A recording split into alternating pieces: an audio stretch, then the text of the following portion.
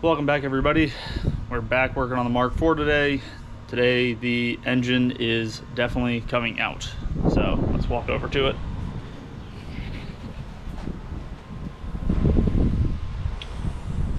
So did a whole lot of work on this off camera, just because it was easier, and in all honesty it wasn't that exciting if I were to record it.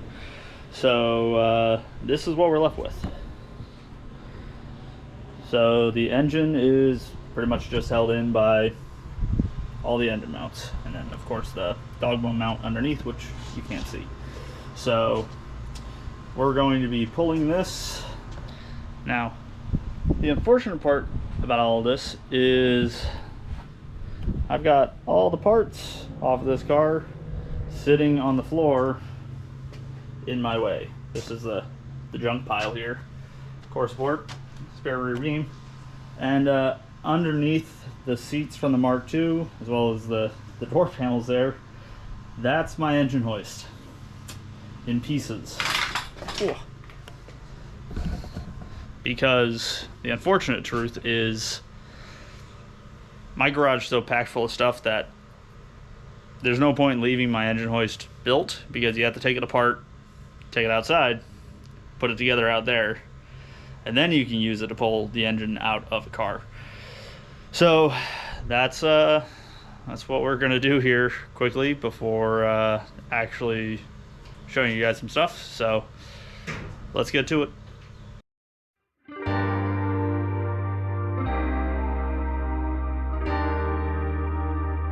So first things first, I've got to get all of the parts that I've taken off this car out of my way in order to pull the engine hoist out of the garage. So luckily I was able to get Caitlin to help me do this, and the perk of having a car that cannot move is you have all of the interior space to throw parts into. So I basically loaded up the entire rear end of the car with parts, as long as they didn't have any like fluid traces left in them, because I didn't want to stain the carpet.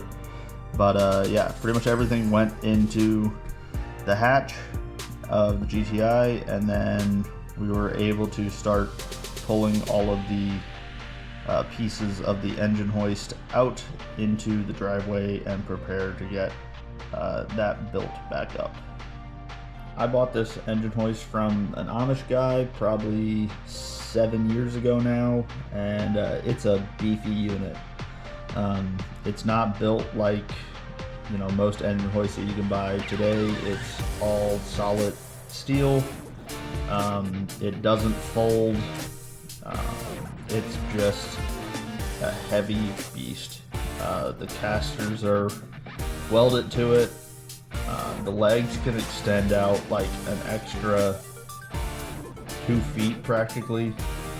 It's insane. It's definitely overkill for what I'm doing. I mean, I could probably pull the motor out of my Power Stroke with this thing.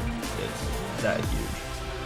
But it only has like a Harbor Freight 3-ton ram on it, so it does the trick. But of course, got to build it, and thankfully I was able to still have Caitlin's help to do this, because I've done this before by myself, and while it's doable, it is awkward, it's heavy, and it really sucks to try and do.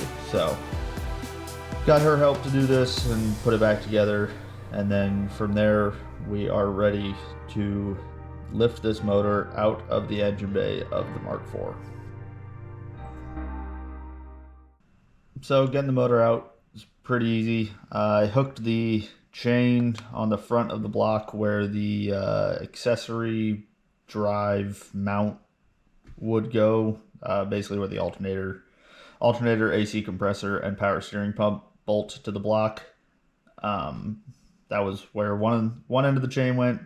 The other end went onto part of the transmission. So it actually balanced pretty nicely. I was surprised. But from there, just put some tension onto the chain and loosen up the motor mounts so that it fell, and pulled it out. Unfortunately, The one problem that I did run into is there is like a wire harness bracket kind of that would be underneath the battery on the driver's side frame rail, and with that in, I couldn't get the transmission low enough without hitting the top of the engine hoist to get by it, so I had to scramble real quick and take that off to get the engine past. But that was really the only difficulty, and from there I just stuck it onto a pallet that I had sitting in the driveway. That way it was a bit easier to move around, and I wasn't dealing with setting a engine directly onto my block driveway. And there we go. The engine is now out of the car, sitting on this pallet. So the next task will be taking this big old automatic transmission off of that block, and then getting that block up on my engine stand and tearing that apart. That way we can time it. So the plan is basically to build an entire engine on the stand. So block, put the head on, have it all timed properly, clutch and flywheel and manual transmission all as one unit, so that we can just slide the entire thing back into the car. That's the goal. We're gonna see if it works out that well, but it sounds really nice when I say it this way. So that is going to wrap up this.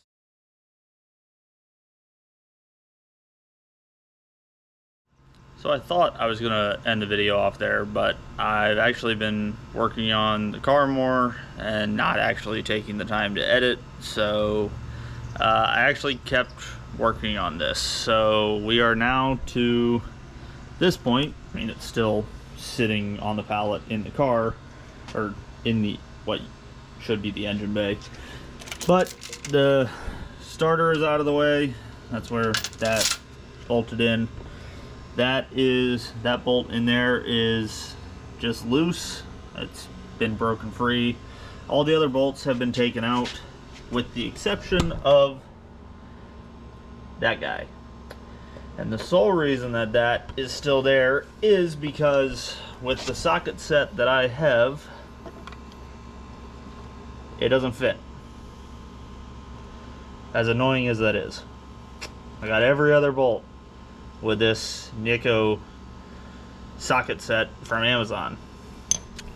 So what I had to do was take a visit to Snap-on truck and buy stubbies.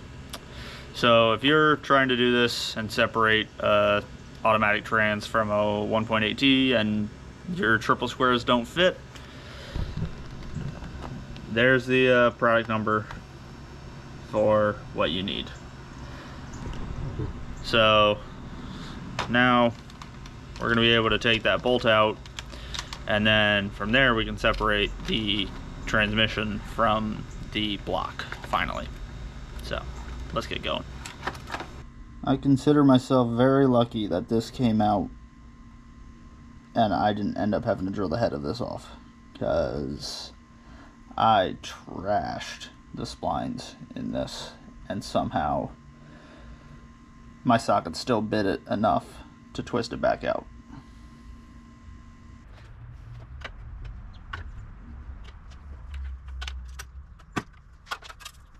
So now I'm finally to the point where I can split the transmission from the block.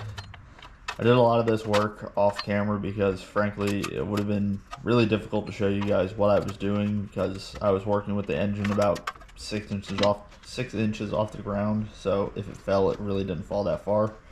But to recap that, the first thing you have to do to split the engine from the transmission for an automatic is you have to remove the 3 nuts that hold the torque converter onto the flex plate. There's a hole in the back side of the block that gives you access to this, but it only gives you access to one of them at a time, so you have to spin the motor over 120 degrees to get all 3 of them. From there, you can remove the starter, which is just 2 bolts on top of the transmission. And then at that point, you're finally ready to remove all 8 of the triple square bolts that hold the transmission to the block. These bolts have 2 different drive sizes, so some of them are M10s and some of them are M12s. I really didn't have any trouble with getting to most of the bolts, just the 2 that I showed earlier that the one my socket didn't fit, so I had to visit the Snap-on truck, and then the other one that I almost stripped when I took it out because my bits barely fit in that spot. But we were able to get all 8 bolts out, and then that gets us to this point now where I'm left to just wrestle the transmission off of the block. So I connected my engine hoist onto the transmission and left the engine sitting on the pallet, and tried to basically level the weight of the entire thing. So basically trying to put all of the input shaft of the transmission in line with the crank. That way it would, slide nicely out, but it didn't work that well. So the biggest difficulty of doing all this is there's really no place that's good to put a pry bar on it and force the 2 pieces apart. If I put a pry bar on the front side, the side that you guys can see in this view, I would be able to separate it like an inch, but then the back side would still be touching and I'd have nowhere to pry them apart, so I'd basically be stuck like just wiggling it back and forth. But while I was doing this, I could get the transmission case to move, but the torque converter didn't want to come out of the flex plate. The 3 studs, the threads on them kept catching the holes. So unfortunately, when I moved the trans case and the torque converter slid off of the input shaft, that let a whole bunch of transmission fluid spill all over the floor, so I had to clean that up. But besides that, it was really just a whole lot of pushing and pulling to finally get the studs of the torque converter out of the flex plate. And then from there, once that was done, it was really easy to separate the motor and the transmission because it was just simply pulling one off the other. And then I put the engine stand adapter onto the end of the block and lifted that up onto the engine stand and left the transmission on the pallet in the engine bay.